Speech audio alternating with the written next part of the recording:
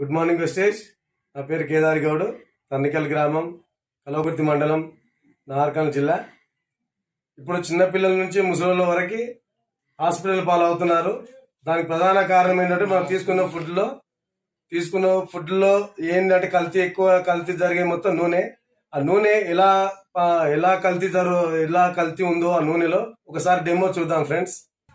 చూడండి ఫ్రెండ్స్, జనరల్గా మనం కిరాణా షాపులో తెచ్చుకున్న నూనె ఎలా ఉంటుందో ఒకసారి డెమో చూద్దాము. బయట మనం తీసుకున్న ఆయిల్ ఎలా ఉంటుందో.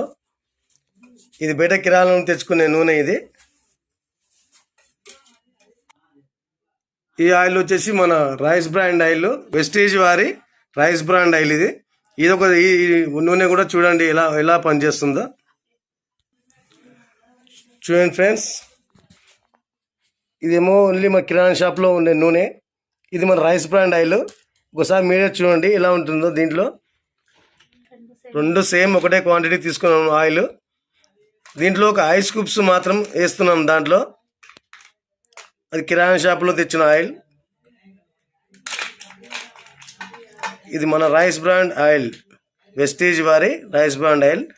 ఒకసారి చూడండి ఈ ఆయిల్ ఎలా ఉంటుందో ఎలా ఉంటుందో చూడండి.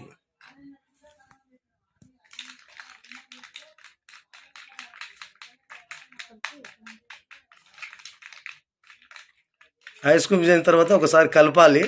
చూడండి ఎలా అవుతుందో అది.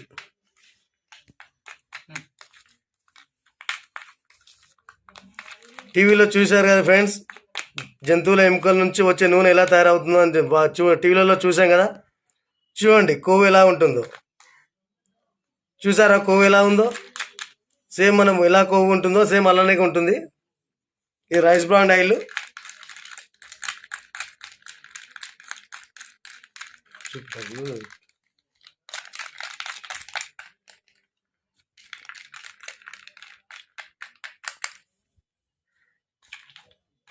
చూడండి ఫ్రెండ్స్,